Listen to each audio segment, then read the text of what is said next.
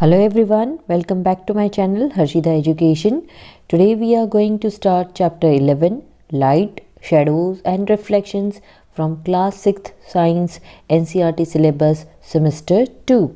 Hello students, so let's continue our chapter 11 Light, Shadows and Reflection. So we'll start from 11.3 a pinhole camera. Surely we need a lot of complicated stuff to make a camera. Not really if we just wish to make a simple pinhole camera. तो आप सोच सकते हैं कि camera बनाने के लिए हमें बहुत सारे सामान की ज़रूरत होती है, लेकिन ऐसा बिल्कुल भी नहीं है।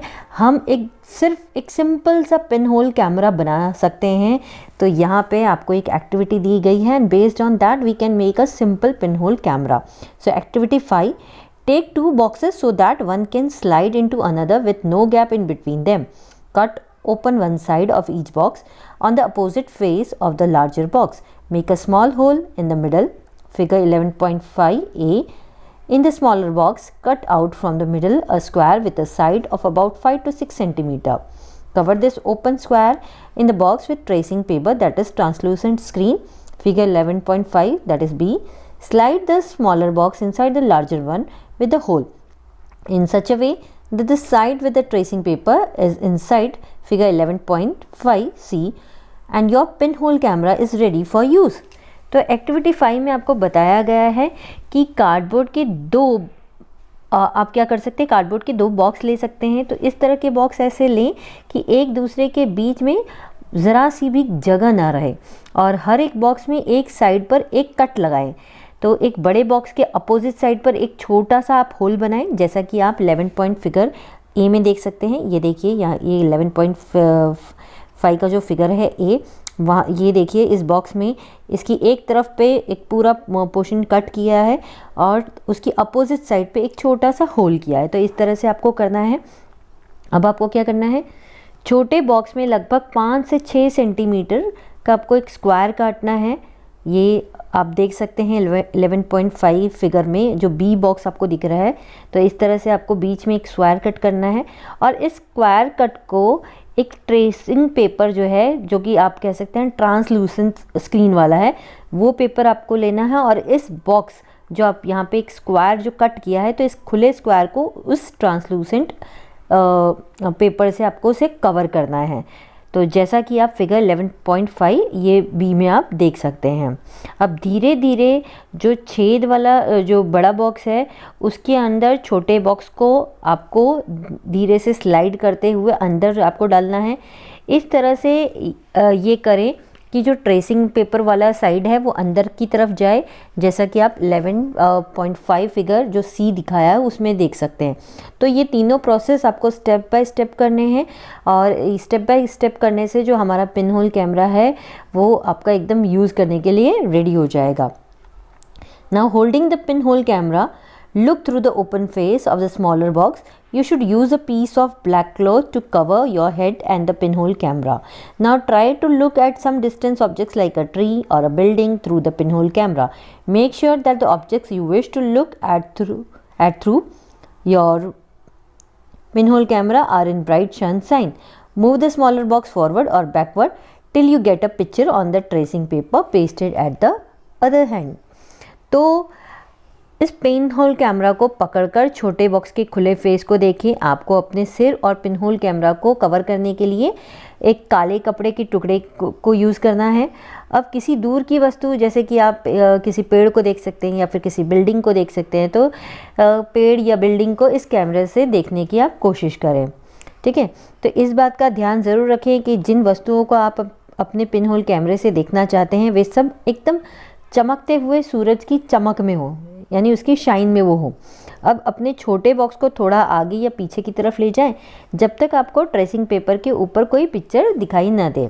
Are this pin hole images different from their shadows?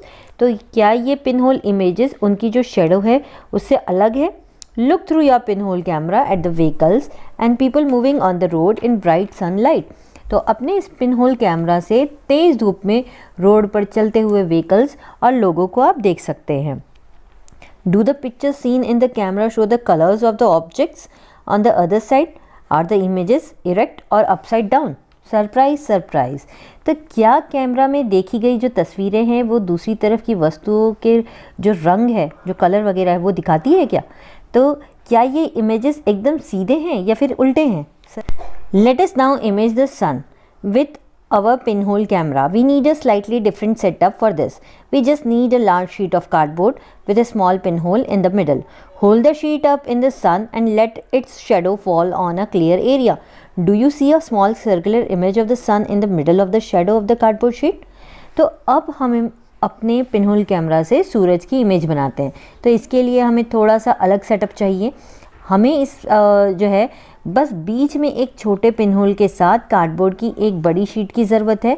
फिर इस शीट को सूरज में पकड़ें और उसकी जो शेडो है उसको एक क्लियर एरिया पर पड़ने दें। तो क्या आपको कार्डबोर्ड शीट के बीच में सूरज की एक छोटी गोलाकार छवि आपको दिखाई दे रही है? तो इस तरह से आपको करना है। Look at this pinhole images of the sun when an eclipse is visible from your location. Adjust your pinhole and screen to get a clear image before the eclipse is to occur. Now look at the image as the eclipse begins. You will notice a part of the sun image gradually becoming darker as the eclipse starts. Never ever look directly at the sun. That could be extremely harmful for your eyes. तो सूरज की इस pinhole image को तब देखें जब आपके जगह से एक एक्लिप्स यानी कि जो ग्रहण है वो दिखाई दे रहा हो। तो अब अपनी पिनहोल कैमरा की स्क्रीन को एडजस्ट करें और फिर इमेज को तब देखने की कोशिश करें जब ग्रहण लगने वाला है, और जैसे ही ग्रहण लगे इस इमेज को आप देखें। आप क्या नोटिस करेंगे कि ग्रहण शुरू होते ही सूरज की जो इमेज है वो धीरे धीरे और ज़्यादा डार्क हो रही है। अब भी ग्रहण लगे मतलब जब ग्रहण लगता है तो आपको एक बात का ध्यान रखना है कि कभी भी सीधे सूरज की तरफ ना देखें, क्योंकि ऐसा करने से ये जो है आँखों के लिए बहुत ही ज़्यादा हानिकारक हो सकता है। Now there is an interesting pinhole camera in nature. Sometimes when we pass under a tree covered with large number of leaves, we notice small patches of sunlight under it. Figure 11.6 you can see. So these circular images are in fact pinhole images of the sun. The gaps between the leaves act as the pinholes. These gaps are all kinds of irregular shapes, but we can see circular images of the sun. Try to locate images of the sun when an eclipse occurs next. That could be so much fun. Bojo has this thought. We saw upside down images of people on the road with our pinhole camera. What about the images of the sun? Did we notice them to be upside down or anything like that? Paheli has another thought. Surely all this results that we are seeing formation of shadows and pinhole images are possible only if light moves in a straight path. तो हमारी प्रकृति यानी कि जो हमारा nature है वो एक दिलचस्प आप कह सकते हैं एक पिनहोल कैमरा ही है।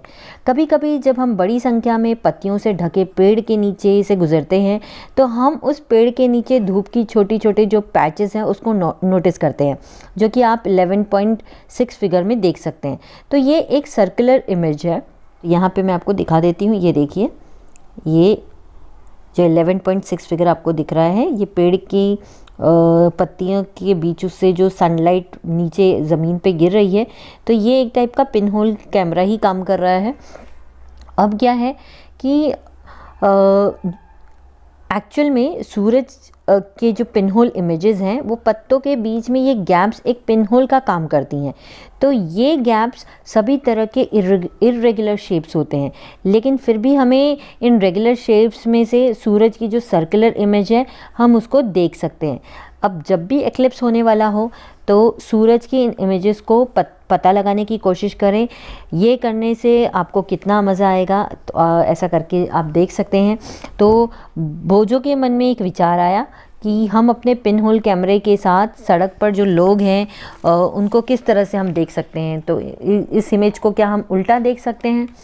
तो सूरज की इमेजेस के बारे में क्या हम उन्हें उल्टा होने या ऐसा कुछ भी आप उल्टा नोटिस कर सकते हैं कि हमको जो इमेज दिख रही है वो हमको उल्टी नोटिस हो रही है?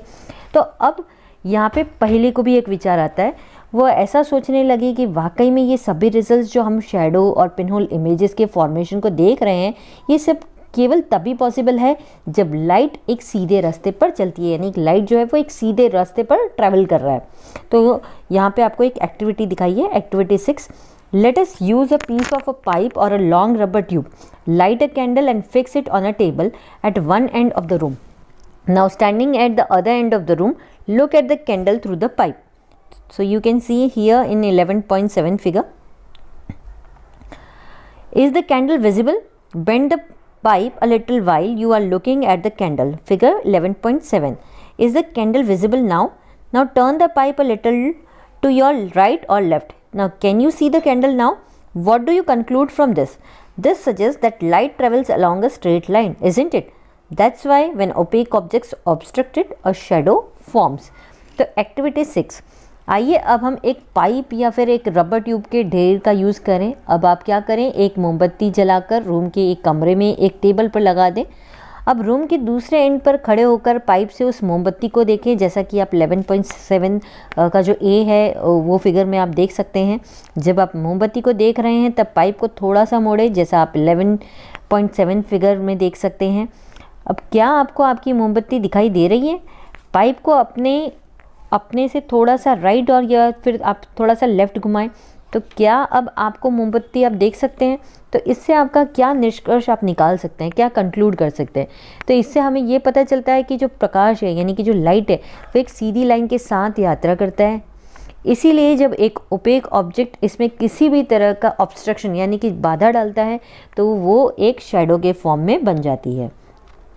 Now next is 11.4 mirrors and reflections. We all use mirrors at home. You look into the mirror and see your own face inside the mirror. Now what do you see in a reflection of your face in the mirror? We also see reflections of other objects that are in front of the mirror. Sometimes we see reflections of trees, buildings and other objects in the water of a pond or a lake. तो हम सभी के घरों में दर्पण होता है, यानी कि जो मिरर है जिसमें हम अपने फेस को देखते हैं, हम उसका यूज़ करते हैं। आप दर्पण में देखते हैं और दर्पण के अंदर अपना चेहरा देखते हैं। तो आप जो देख रहे हैं वो दर्पण में आपके चेहरे का क्या है, एक रिफ्लेक्शन है, यानी कि एक प्रतिबिंब है। हम ऐसी ही दूसरी चीज़ों का भी रिफ्लेक्शन देखते हैं जो दर्पण के सामने होती हैं। कभी कभी हम एक तालाब या फिर एक झील के पानी में पेड़ों को, इमारतों को और ऐसी ही दूसरी चीज़ों को भी रिफ्लेक्शन देखते हैं। So based on that here activity 7 is given. This activity should be done at night और in a dark room. Now ask one of your friends to hold a mirror in his और her hand at one corner of the room. Stand at another corner with a torch in your hand. तो यहाँ जो activity है ये आपको रात के अंधेरे में या फिर अंधेरे कमरे में करनी चाहिए। अपने किसी फ्रेंड को कमरे के एक कोने में उसके हाथ में दर्पण रखकर खड़े होने को कह सकते हैं। Now cover the glass of the torch with your fingers and switch it on. Adjust your fingers with a small gap between them so that you can get a beam of light. Direct the beam of the torch light onto the mirror that your friend is holding. Now do you see a patch of light on the other side? So you can see that in figure 11.8 this. Now adjust the direction of the torch so that the patch of light falls on another friend standing in the room. This activity suggests that a mirror changes the direction of light that falls on it. Here is an activity that shows light traveling along straight lines and getting reflected from a mirror. तो यहाँ पे आप देखिए कि अपने हाथ में एक टॉर्च के साथ दूसरे कोने पर खड़े हो जाएं। अब टॉर्च की ग्लास को अपनी उंगलियों से आप ढकें और उस टॉर्च को चालू करें। अब अपनी उंगलियों को इस तरह से एडजस्ट करें कि फिंगर्स के बीच की जो गैप है वहाँ से आपको जो लाइट की रेस दिख रही हो। अब टॉर्च की जो लाइट है उसको अपने दोस्तों की तरफ डायरेक्ट करें जहाँ उसने मिरर को पकड़ा है। तो क्या आपको दूसरी तरफ लाइट का एक पैच दिखाई देता है जो आप 11.8 फिगर में देख सकते हैं? तो आपको टॉर्च की डायरेक्शन को एडजस्ट करना है ताकि लाइट का जो पैच है वो कमरे में खड़े आपका जो दूसरा फ्रेंड है उस पर वो गिर रहा हो। तो ये एक्टिविटी ये बताती है कि एक मिरर जो एक दर्पण है प्रकाश की दिशा बदल देता है जो उस पर पड़ता है। तो यहाँ जो ये एक्टिविटी है ये बताती है कि जो लाइट है वो सीधी लाइन के साथ ट्रेवल करती है और एक मिरर से वो रिफ्लेक्ट हो जाती है। Now next activity that is activity 8। Fix a comb on the on one side of a large thermocol sheet and fix a mirror on the other side as shown in figure 11.9. Spread a dark colored sheet of paper between the mirror and the comb. Keep this in sunlight and send a beam of light from a torch through the comb. What do you observe? Do you get a pattern similar to that shown in figure 11.9? So this activity gives us an idea of the manner in which light travels and gets reflected from a mirror. तो इस activity में आपको एक बड़ी thermocol sheet के एक तरफ एक कंघी यानी कि जो कोम्ब है उसको फिक्स करना है और दूसरी तरफ एक मिरर को फिक्स करना है, जैसा कि आप 11.9 फिगर में देख सकते हैं। तो मिरर और कोम्ब के बीच एक डार्क कलर की आपको क्या करना है, चादर बिछा देनी है। तो इसे धूप में रखें और कंघी के माध्यम से टॉर्च से जो लाइट है उसको आप पास करें। तो आप क्या ऑब्जर्व करेंगे, क्या आपको फिगर 11.9 में जो दिखाया गया है वो वैसा ही आपको दिखता है। तो इस एक्टिविटी से हमें ये पता चलता है कि जो लाइट है वो किस तरह से ट्रेवल कर रही है और एक मिरर से वो किस तरह से रिफ्लेक्ट हो रही है। So I hope you understood the chapter. अगर आपको ये चैप्टर अच्छा लगा हो, समझ में आया हो, तो सब्सक्राइब करिए मेरा channel Harshida education. Bye bye.